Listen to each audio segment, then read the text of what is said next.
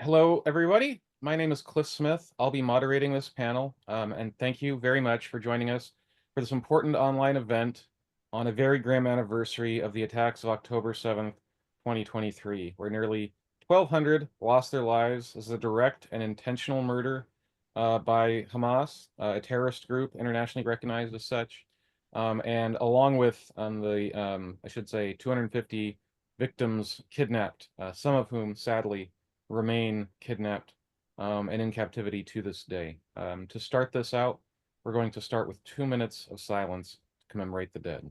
So please bear with us for 2 minutes. Thank you.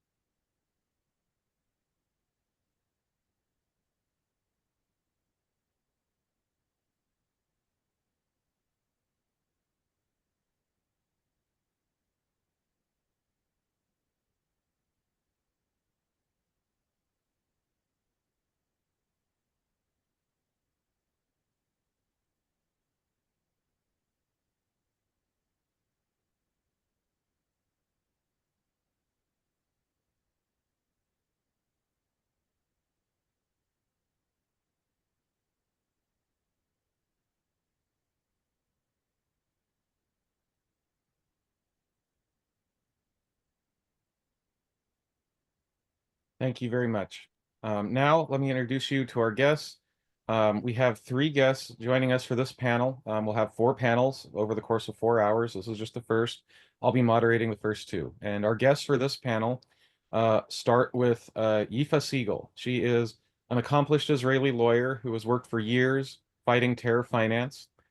She also served as chief of staff to the Israeli ambassador to the U.S. Second is David Adesnik. He is a senior fellow and director of research at the Foundation for the Defense of Democracies. He holds a PhD at Oxford and has written extensively about Iran's network of proxies. Finally, Aymenn Jawad Al-Tamimi. He is an independent analyst of jihadi networks, originally from Iraq, but now lives in Europe. He holds a PhD from Swansea University. Welcome all. When we go into the questions, first I want you to give a brief introduction to yourself, but when we go to questions, your areas of expertise overlap, so don't hesitate to jump in after someone else is finished if we appropriate. But so happy to have everybody's input. But will originally first ask you questions individually. But Yifa, let's start with you. Just give a little bit more background and what you're seeing this day on this anniversary. Okay. First of all, Cliff, thank you for inviting me. It's an honor to be with you. This is a very, very difficult day for us here in Israel and all over the world, for the Jewish people and everyone who supports freedom and life and opposes oppression and religious violence. We've been through a lot in the past year. I mean, it's very safe to say that the reality as we have understood it on October 6th of 2023 is very different from what we understand today here in Israel. A lot have changed in the region. The IDF has been in Gaza for almost a year. We have succumbed almost all of Hamas's forces. Of course, they still have a very, very strong card over Israel, which is the hostages. They have over 100 hostages still somewhere in Gaza, probably underground. Some leaders of Hamas are still alive and kicking, but the IDF has taken control of every entry point into Gaza and a lot of Hamas's strongholds, and we now see that they are left with very little weapons, certainly bombs and rockets that are not shot into Israel anymore, certainly not in the frequency that we have seen in the first few months. What we've seen in Lebanon is a true change in paradigm. I mean, we were taught to believe that there are basically two options, either to do nothing or to try to deter Hezbollah while suffering hundreds and thousands of rockets into into Israel. What we've seen in the past couple of weeks is an amazing, thinking outside the box of the Israeli security mechanisms, and all eyes now are on Iran, are on Tehran. We believe that this should be the next destination in a war. We don't believe that a war, that there can ever be peace or at least calm and cooperation in the region without the toppling of the Iranian regime, without stopping the regime the current regime in Iran. And so we're all waiting to see how things will develop over the past few weeks. On that topic, you kind of preempted one of the questions I was going to ask, but can you give a sense of how you think the war is going overall from Israel's perspective? I mean, I hate to put numbers on it, from a scale of 1 to 10, 10 being you're winning everything you should, 0 being you're losing badly. Where do you think this is? I think it's very hard to put numbers on it because there are so many different areas that we can, for example, for the Israeli public, the fact that there are still hostages is a major issue for us. I mean, this is an emotional issue and it's a major issue, and we can't really, call anything a victory while we're still having our brothers and sisters rot in the cellars of Hamas, being tortured and God knows what.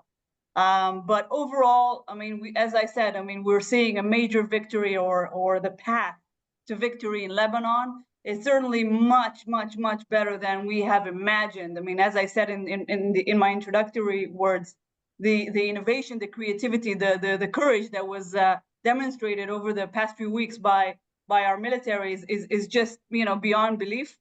And we believe Iran now is in a very things have totally shifted.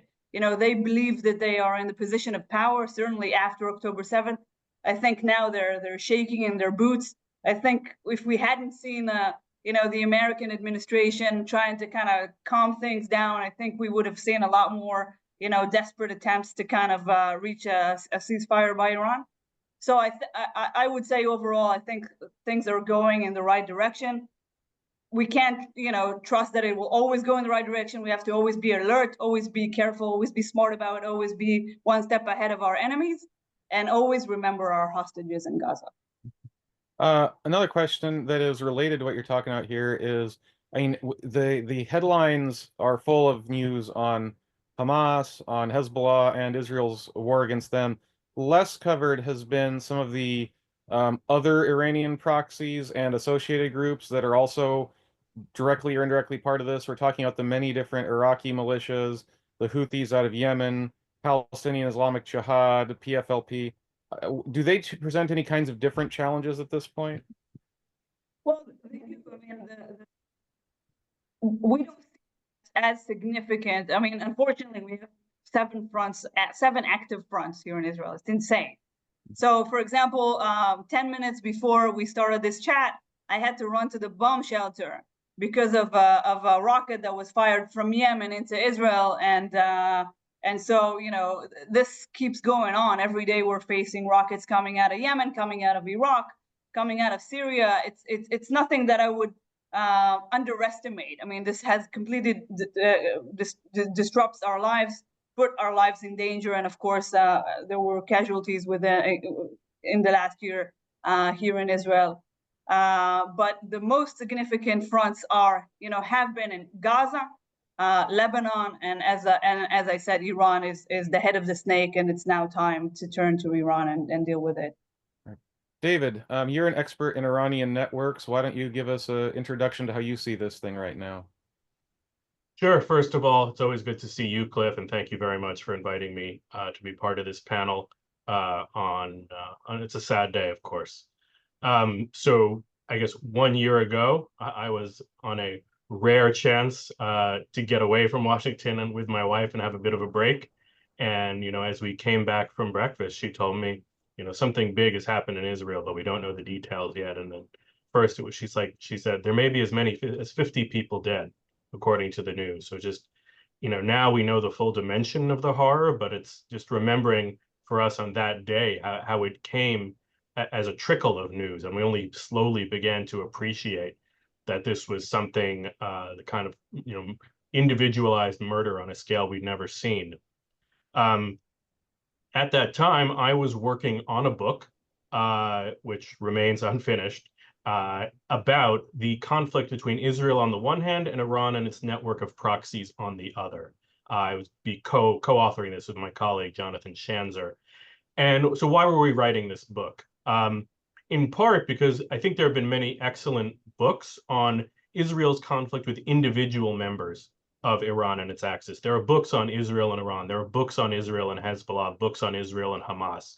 But we didn't believe, and I should say we haven't fully surveyed the Hebrew literature. So if anyone is aware of an excellent piece in Hebrew, let us know. But certainly in English, we're not aware of anything that really looks at that as a comprehensive conflict between the two. And in part, we were looking at it through the framework of what is often called by the Israeli military the campaign between the wars, or Ha'ma'aracha ben Hamilchamot in Hebrew. And in a way, that bit of the framework is now out of date because it implied we were in an interwar period and the next war arrived. And so we definitely are going to be doing a lot of rethinking. We've basically had the book on hold. But I do think it remains a challenge to make sure that the broad public understanding of this conflict is between Israel and a full set of proxies. I do think there's a tendency to default into seeing things as the Israeli-Palestinian conflict. Of course, what was once the main Palestinian group represented in the Palestinian Authority has been marginalized in many ways, and it's really Iranian support that has been crucial to making Hamas what it was. We've mentioned a number of the other proxies. We want to emphasize the extent to which this is a deliberate strategy over time to surround Israel and also use leverage throughout the region to accomplish Iran's strategic goals. And I would even say we don't want it just to be about the network against Israel, right? Undermining Iraq and Iraqi independence, as well as the welfare of Yemenis. It also serves part of a purpose of regional strategic domination by Iran. It is also about going after, the Gulf kingdoms of Jordan and any other state that does not wish to see Tehran in a hegemonic position while it's under the Ayatollahs. So that's where I've been working. And of course, we see in this conflict elements that make it clear it's not just Israel and the Palestinians. Really, the conflict now with Hezbollah has pushed that to the front, or, the Houthi missiles coming from 1,000 miles away. But I think we still have to document and really broaden the understanding of this dimension of the conflict. Mm-hmm. So a couple things on that. I will start with, do you think that let's this way, how Hezbollah has been at least partially decapitated or certainly diminished in the last couple of weeks, how much of an ability do you still think Iran's immediate proxies have to strike at this point? And also, do you think there are other proxies? I mean, you mentioned the Houthis, for example. I mean, what other role will they play in this unfolding war, this unfolding, battle, I suppose? I'll answer those in reverse order, in the sense, I mean, the Houthis' role in the Red Sea is probably more important strategically than the small number of munitions it can direct at Israel, unless it, substantially upgrades its ballistic missiles so they can really hit Israel.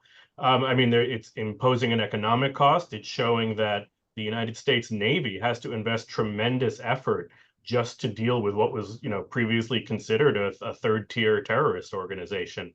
And, obviously Iran has interest in doing that to other strategic waterways as well.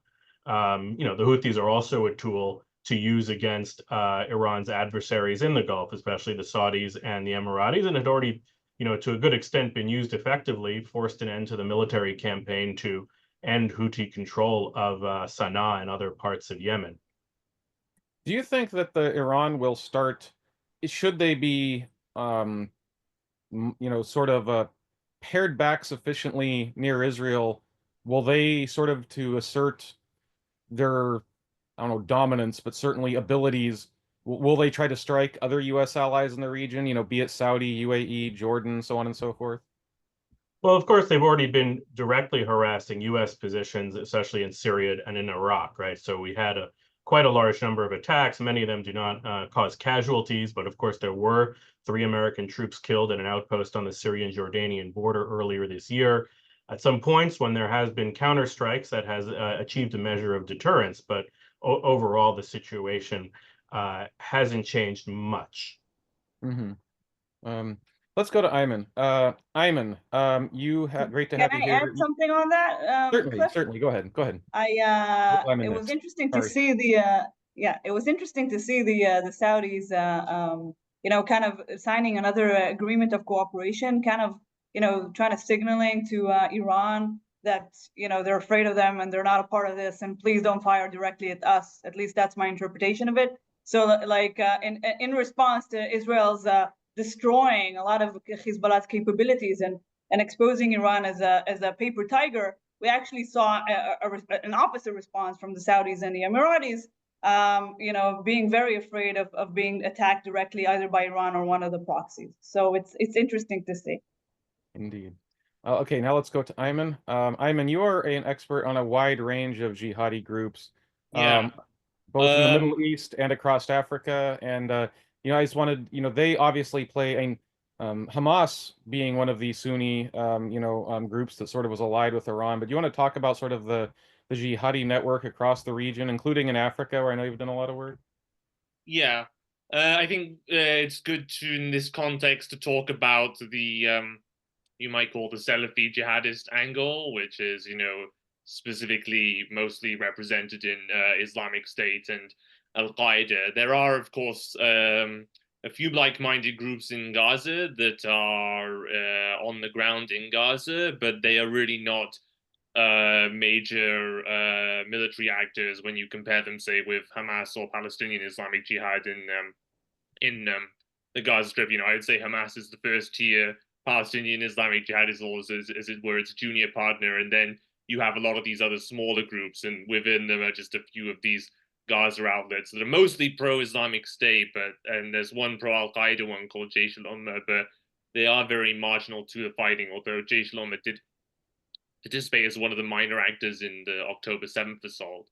Looking more generally at the perspectives of these groups on what is going on in Gaza and the wider region, if you look at the Islamic State, actually, their messaging actually is quite clear that they don't see they don't see it as possible really to actually properly take on Israel and try to destroy it unless you actually correct the internal situation.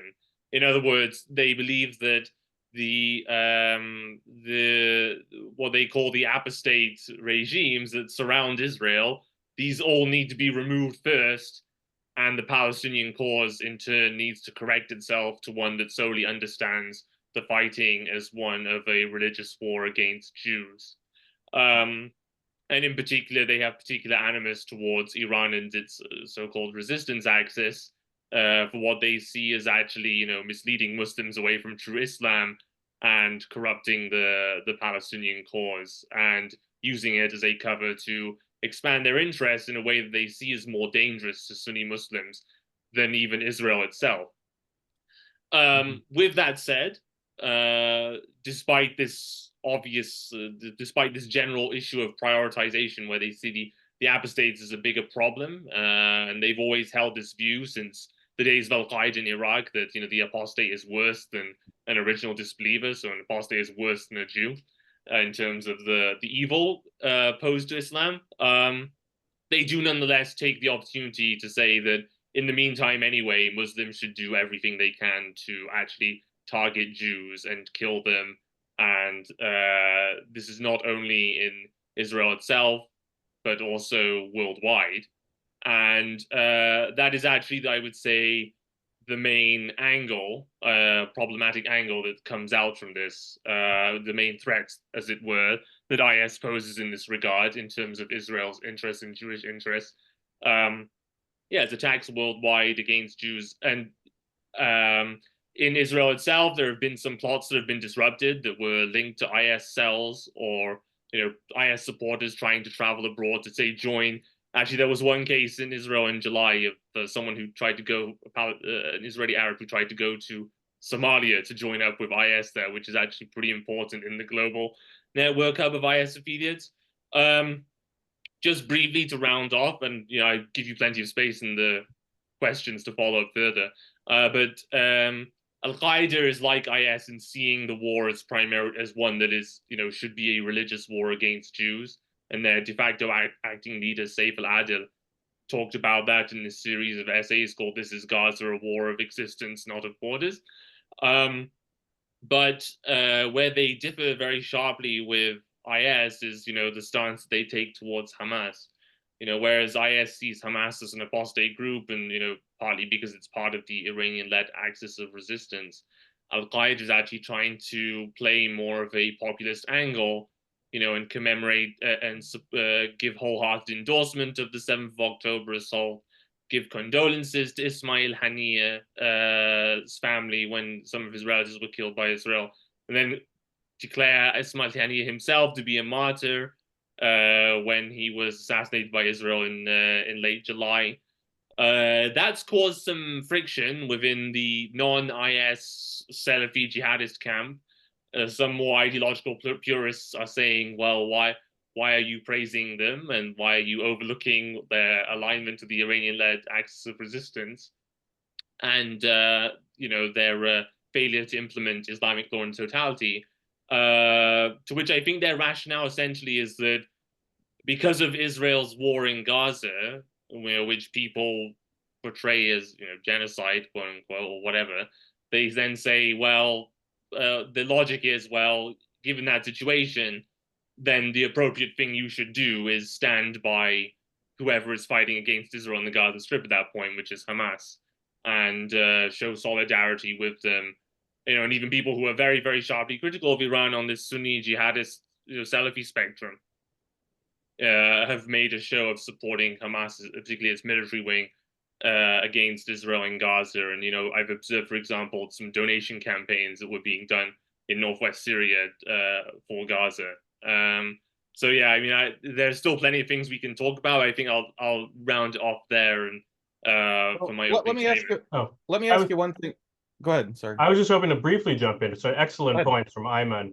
But like I said, what I wanted to add, and he, of course, emphasizes the sort of Sunni jihadist tension with the Iranian-led axis, is just how ideological the Iranian axis and its components are. It's important to appreciate the subtleties of the difference. But of course, we could talk a little more as we go on that, the Iranian policy is really grounded in the Ayatollah Khomeini's ideology as further developed by Ayatollah Khamenei, and that its proxies, with the obvious exception of the Assad regime, are equally deeply grounded. And I think if you're in the United States and reading about it, very little attention is paid to this. I think it's almost seen as derogatory or prejudicial information, but one shouldn't emphasize too much.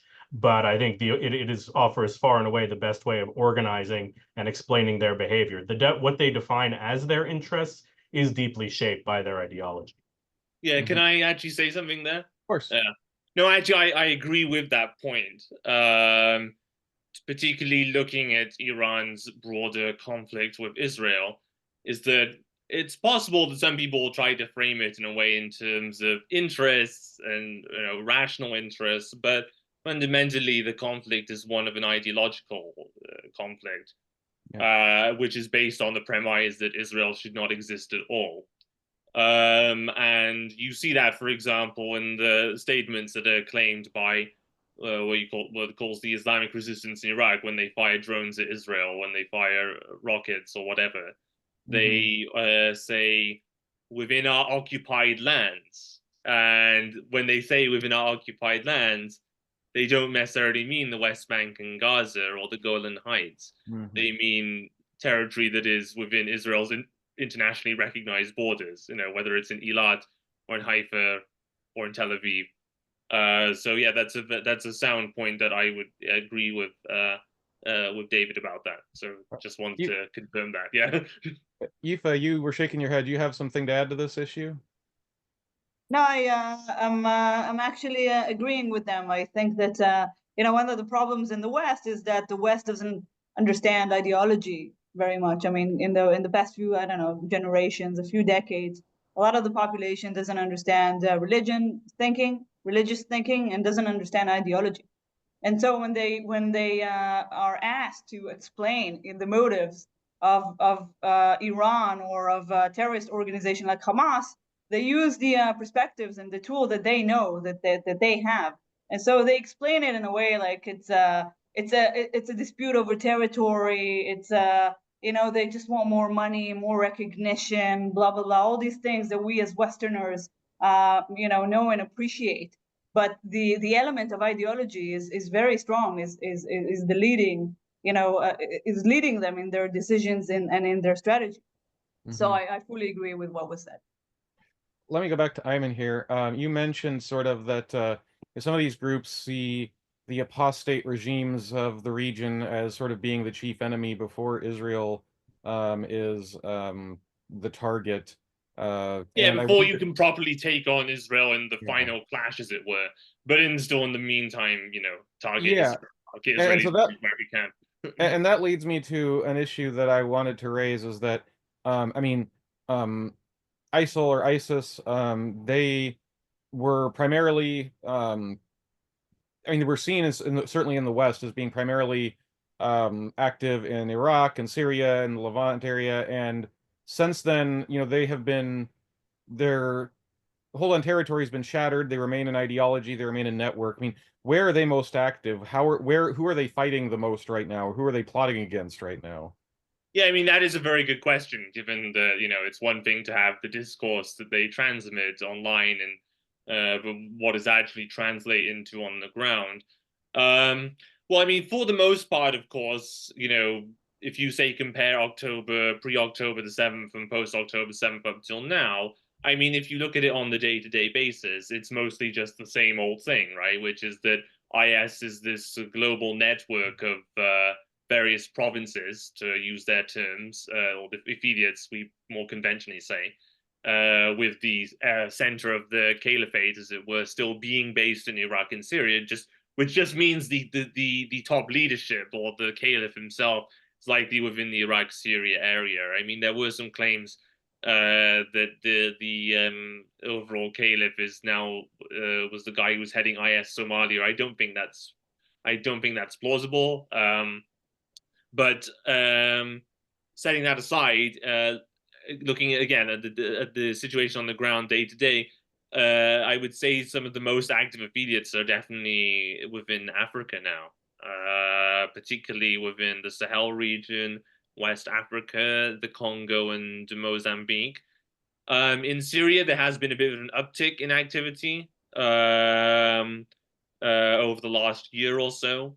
And that's down to a variety of factors, though not, in my view, related to the Gaza war. I know people have said that terrorism, that you potentially see a big upsurge in in IS and Al Qaeda's fortunes because of the war in Gaza, but actually the Syria recovery is unrelated to that. And similarly, actually, in the case of Africa, the problems there, it's not really related to the Gaza war. These are insurgencies that are driven by their own local dynamics. Why don't can you discuss the local dynamics of what's going on in Africa or Syria a little bit more? Yeah, well, actually, I would say that Africa really does.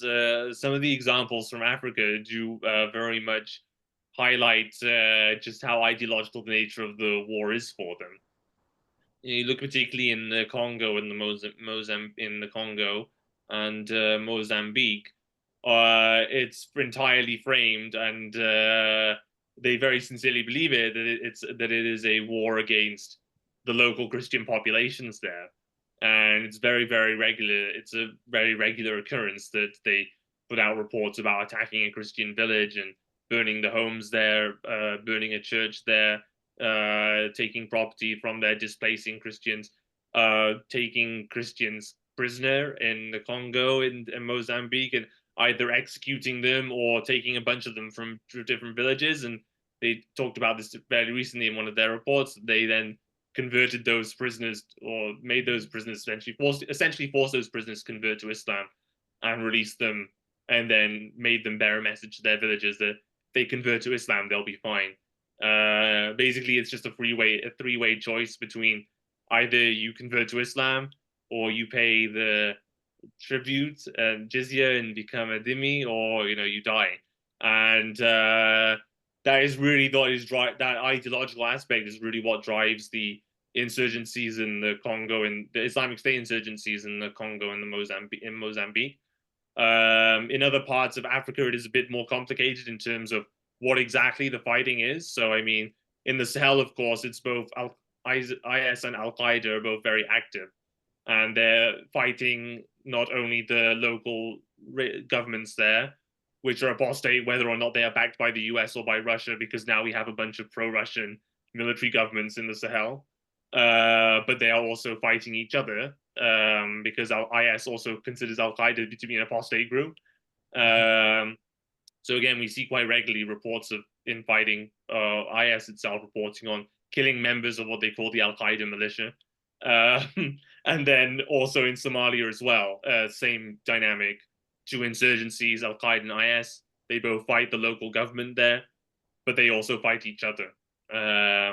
So very, very troubling and sobering look at the fact that this threat is not going away anytime soon, regardless of what the outcome of any individual battle, such as what's going on in Gaza and in Lebanon. On that topic, one of our guests, Paramud Thander, asks, I'll paraphrase a little bit, basically, since the jihadi terrorist mindset is driven by religious fanaticism, religious ideology, how can we dismantle these networks, given the fact that it's driven by an ideology, not just territory, not national interests?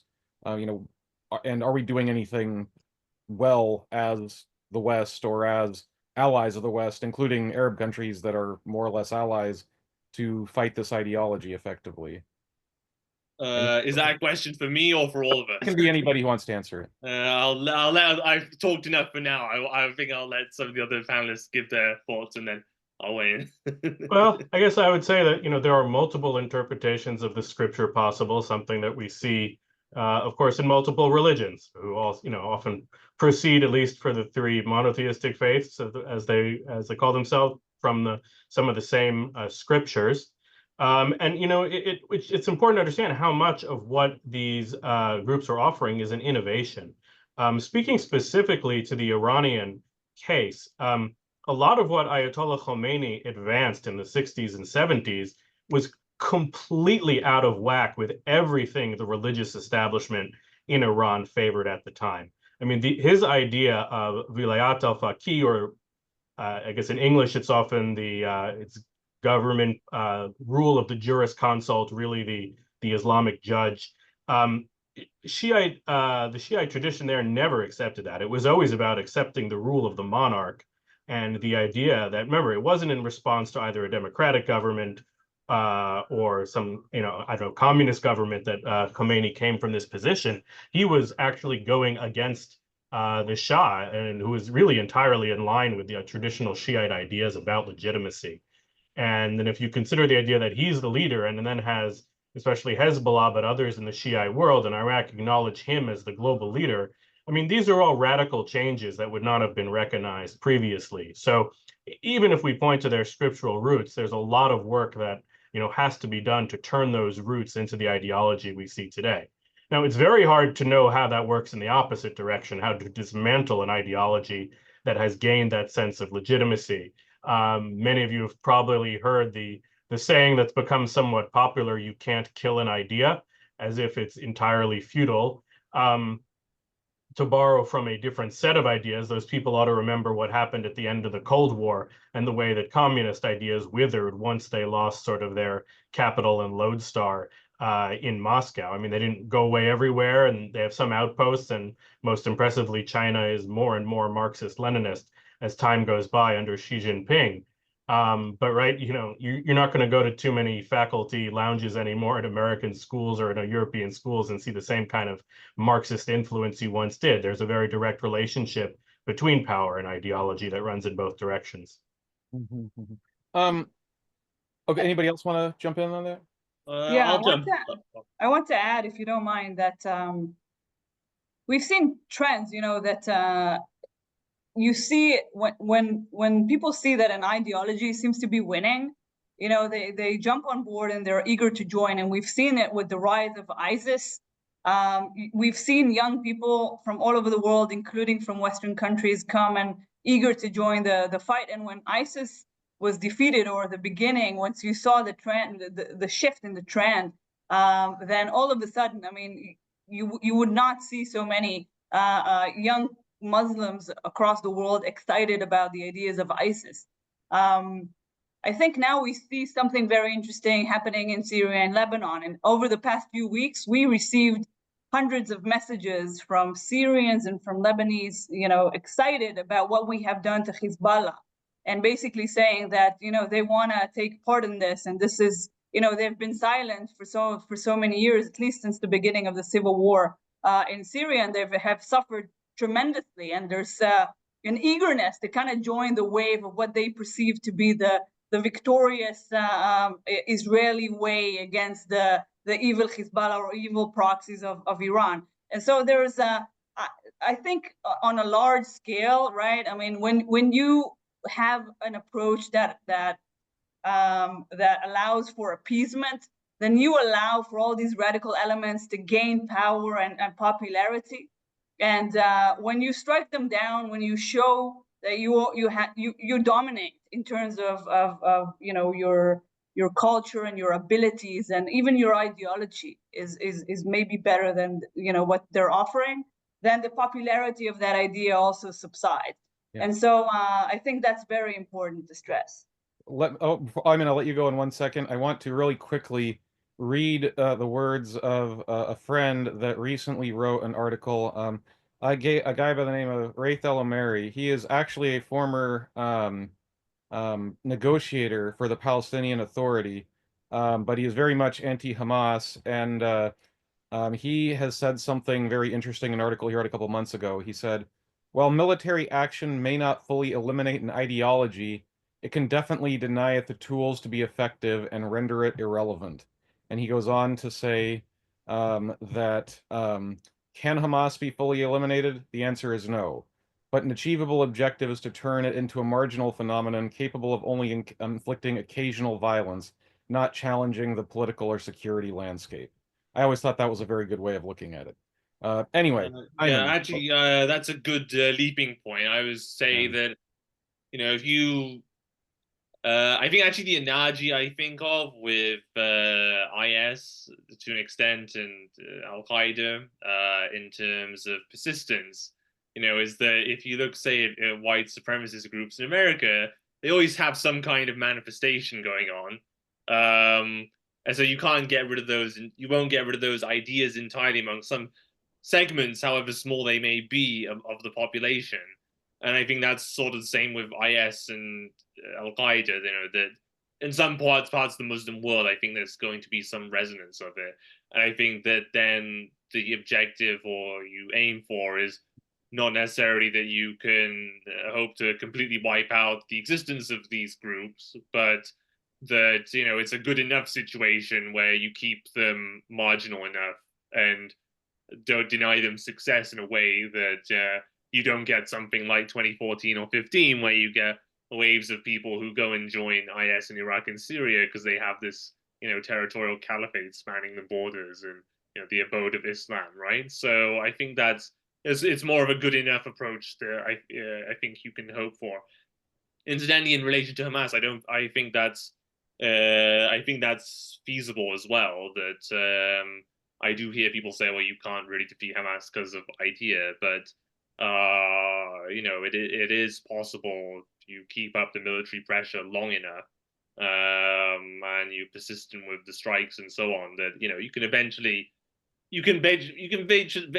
virtually defeat the group, right, in Gaza. So yeah.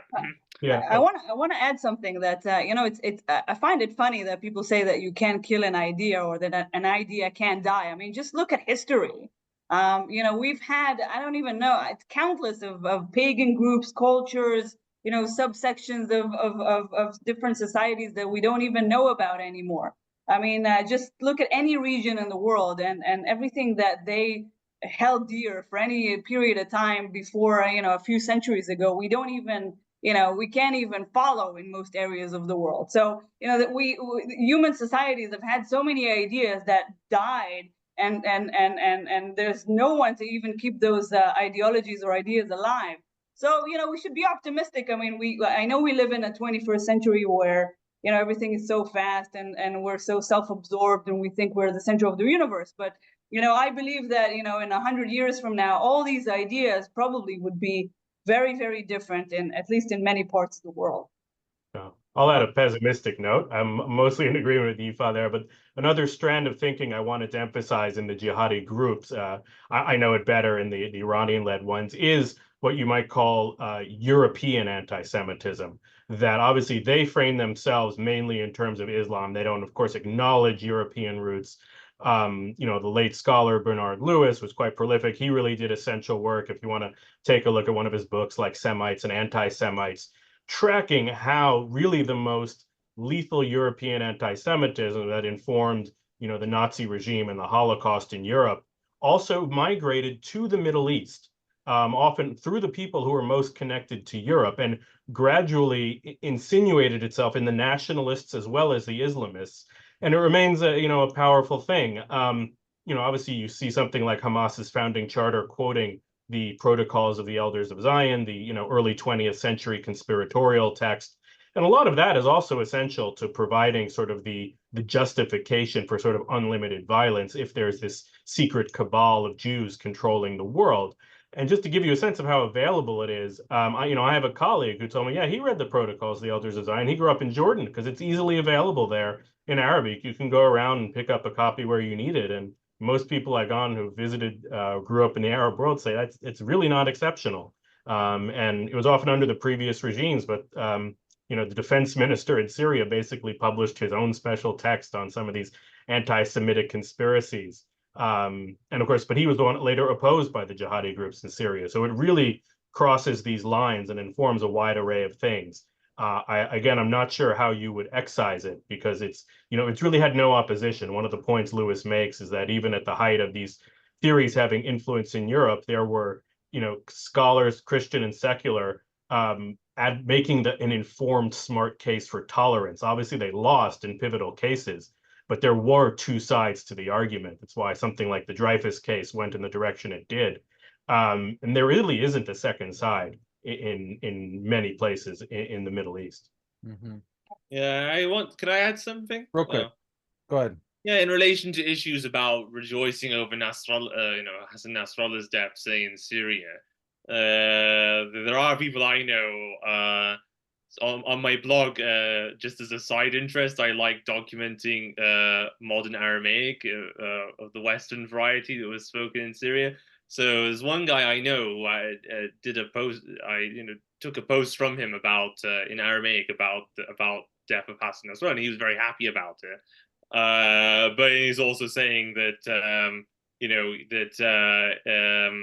it doesn't mean he likes Jews or Israel either. And another post he put up some time ago saying, God destroy the Jews, and he was hoping that basically with the Israel-Hezbollah conflict that they both destroy each other. So they're saying, God destroy the oppressors with the oppressors, and then get the Sunnis safely out of this. So no, we have no illusions about illusions about the levels of brainwashing that most Syrian populations have experienced.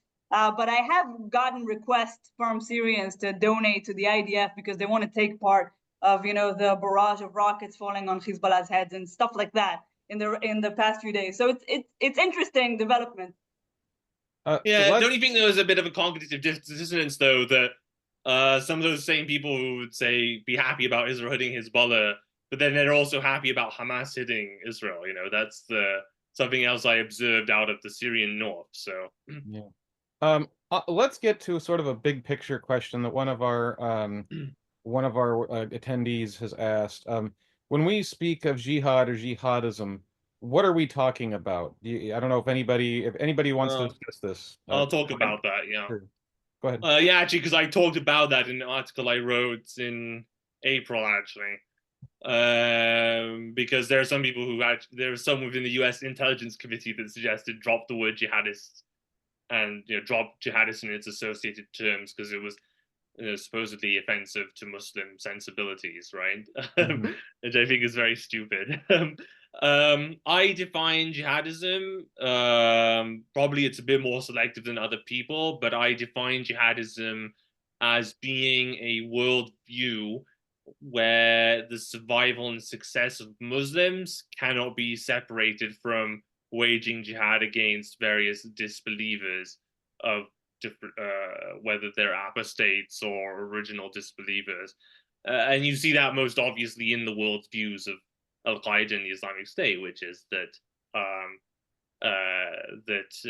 first you have to bring together the Muslim land. The first priority is to bring together Muslim lands under one caliphate, but then eventually this caliphate should span and rule the entire world. And then, then that can't be separated from jihad against the disbelievers of various kinds, because you either kill them or you make them, you subjugate them, at least for Jews and Christians, and make them dhimmis and pay poll tax, or or they convert to Islam.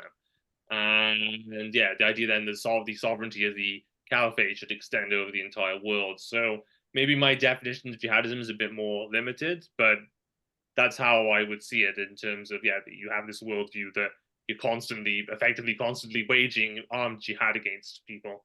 And they often say, as jihadists say themselves, they say that jihad continues until the day of judgment. So yeah, so agreeing 100% with that, what I would add is that, if you talk to practicing Muslims who nonetheless oppose terrorism and violence, right, what they'll often tell you is, right, so jihad is not always violent. There's often a distinction between the greater and the lesser jihad. Often the greater is sort of the inner struggle for virtue. And yet the lesser one often prevails. They're not necessarily denying that. I do think, though, Aymenn flagged a real problem, which is, you might call this politically correct approach, which doesn't even want to talk about jihad because they're afraid that too many Westerners will just assume jihad means violence. They don't appreciate the broader theological view. Even within those who practice violence, there's a complicated discourse about offensive and defensive. But with caveats appropriate for all of that nuance, these groups we see, whether in the Iranian axis, whether in the others, for them it means what you think it means. It is the use of violence to destroy the enemies of Islam. They may find ways to frame it as defensive, regardless of how we see it. So, I think we would say, well, destroying all of Israel is clearly an offensive goal. They would say, no, of course, the Jews stole the land first, so it's defensive. But, putting aside semantic differences like that, it really is this emphasis that the way we change the political situation is through violence. And it's out there and it's important to be aware of it. And at the same time, right, part of the goal is going to have to be engaging with Muslims who oppose the prioritization of violent jihad and prefer another path. And they're not going to say we reject this concept, which is embedded in our faith and can be interpreted in a more positive way. So work with that. I'll just add one side note, actually, that sometimes in Arabic language Christian discourse, the word jihad is used in the sense of spiritual struggle and the struggle for martyrdom, because martyrdom in Christianity was often framed in terms of, a struggle or contest for it, almost like athletic, right? And then, so it actually, I gave an example in my study about defining jihadism.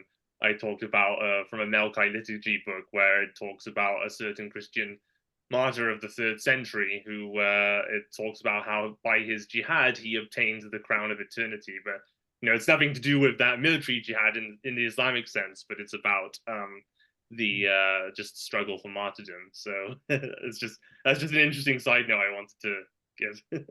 Yeah.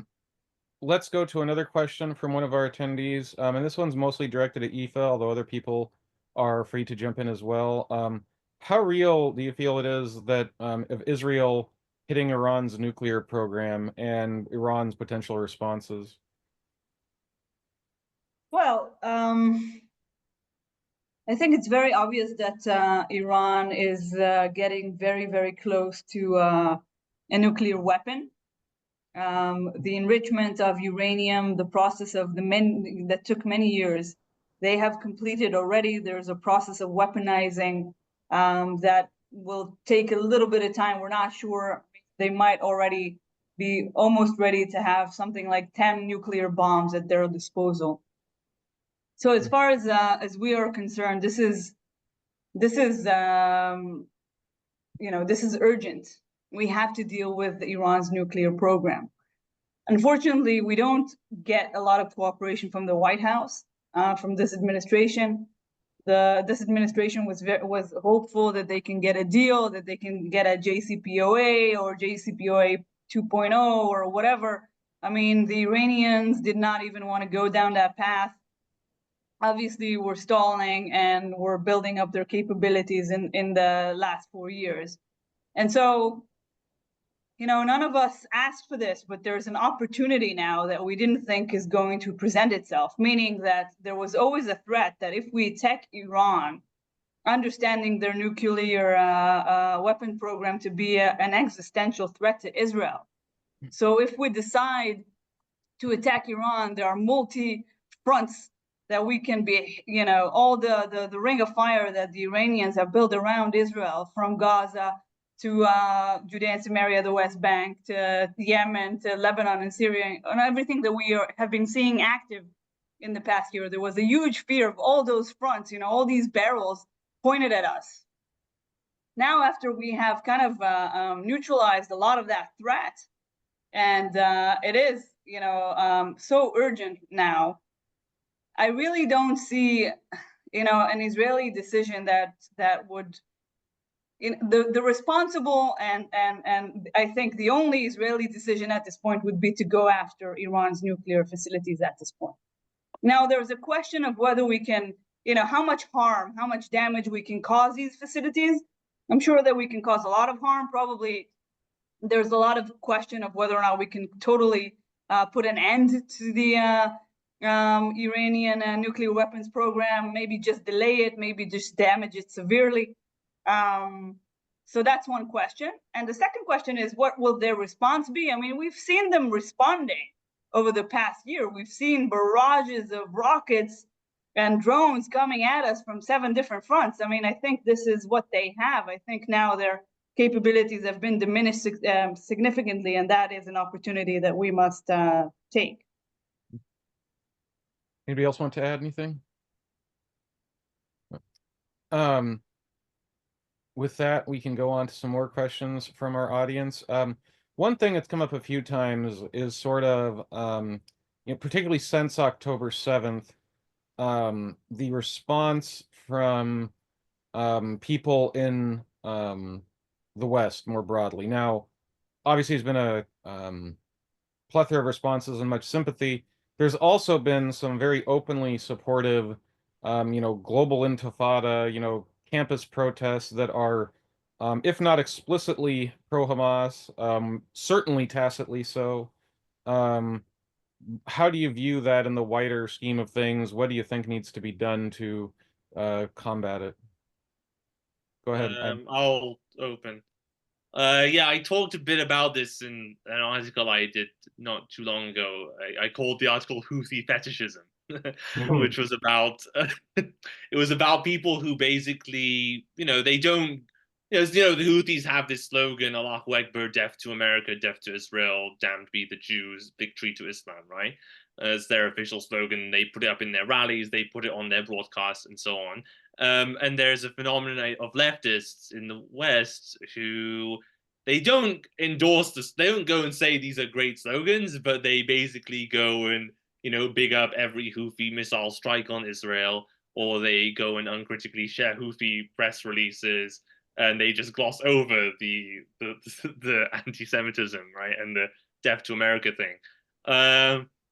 Actually, I mean, I would say that when I look at this analytically speaking, it actually discredits them in a way, and the cause they're trying to advance, because ultimately they want Israel's partner countries to treat Israel as a pariah state and one that doesn't deserve support. But when you look at the Houthis and what they've done, they actually got, particularly the United States and the United Kingdom to stand by Israel and, launch airstrikes against the Houthis in Yemen, and to combat try to combat at least the threat of to shipping in the Red Sea area. And now whether or not that's been successful is one issue, but it is, I think, the case that this sort of fetishization doesn't actually help their cause in the West, and actually it actually marginalizes them politically and makes them further away from trying to achieve their objectives. So actually, I would be a bit more optimistic actually about on that angle. Yeah, I would say that it's important not to overestimate the strength of the radical protests on campus. There's a problem with disproportionate coverage that, right, the US press corps predominantly comes from our most prestigious colleges. And that's not a problem intrinsically, but then that means they accord a special significance to events taking place at those colleges, which they see as the sort of fountainhead of future leadership. But it is, in a disrepresentative way, those colleges with the most radical sentiment among students and among faculty. And it is quite disturbing. It shouldn't be downplayed. It's strange. My interns are now the ones on the front lines. I graduated from college a quarter century ago. I don't feel that old, but I'm now hearing from them. I have an intern now. She's working on an article about how 2 points worth making. First, the schools aren't enforcing their own rules when it comes to the anti-Israel protest. And this is one of the biggest things. If these were truly havens of free speech, where if you say offensive things, you say to people listening, okay, you must tolerate offensive things. America has this tradition of extreme free speech. But it's not. They have rules such as you can't block facilities, you can't block people's path as they walk, you can't, shout them down, you can't try to crash their events. And all of those are being broken and not enforced. And that's one of the reasons these things get out of control.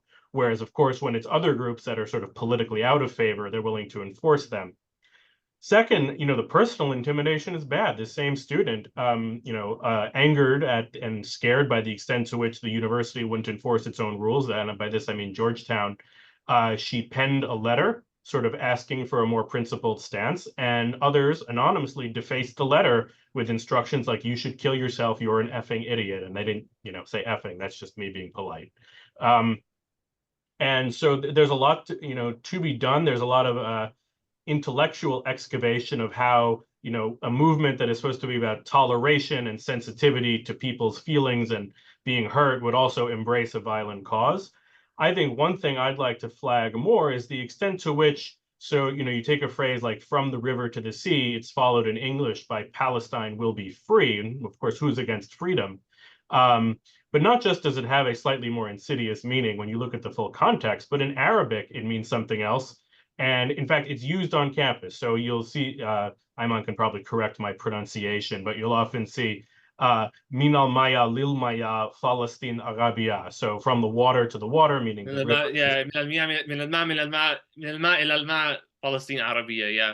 So right, it's saying Palestine is Arabic, not Palestine is Arab, free. yeah. It's an explicit call for the domination of one ethnic group over another, and it's hard to see how that would be accomplished by nonviolent means. And I've collected these clips at MIT, at Harvard, in English. They don't even chant it that much in English, but then in the Arabic, they're doing the version of Palestine Arabia. And so I heard something like that actually in a demonstration actually at a train station in Utrecht in the Netherlands around last November. So and on that, we are going to have to move on. It is just about the end of our panel. I want to thank Yifa and Aymenn and David all for joining us for what has certainly been a very lively, very insightful, and very worthwhile discussion of jihadi groups and jihadism across the Middle East and Africa and related areas. But with that, we will have to move on to our next panel, which will focus primarily on the Indian subcontinent. But again, thank you all, and we will hopefully see you soon. Thank you. Thank you. See you later. Let's move on to the next panel. Are we